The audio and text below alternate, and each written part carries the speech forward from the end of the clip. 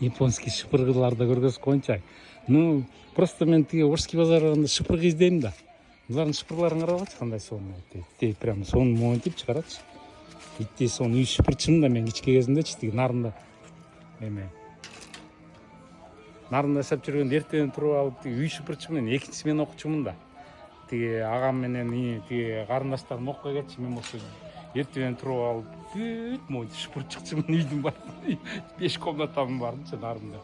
Ошону шыпыргы көрсөм эле ушу эсимен кетпейт да шыпыргычы.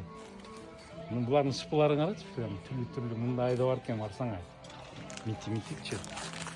Тек машинени эме, машина айдоочуларга сонун мончу, машина тазалаганачы. Көрүнөт, кичкеи да бар экен, карасаң кичкеи. Бир чачыңарды тарап койсоңор болот митипчи. Бул эме тиги рисовый чушпандар айтып атпайбы. Бир чөп бар, ошо менен өстүрүп көрүңөрбү. Ошо жыты да сонун экен эле. Деп анан тиги шапалак.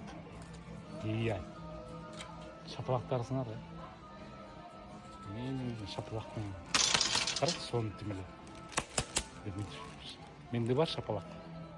Көрүнөбү, мынтип чаап турат. Бул сеткасы менен турбайбы? Мына чөбү. Сеткасы менен экен, көрүнөбү? Бул вообще супер экен, новое изобретение экен. Обычный шапалак мындай да. Жөн эле мындай да. Көрдүңбү? Өлтүргөндө тиги биягында эмеси бар, мындай ручкасы бар деген чыгарыпчы. Ладно.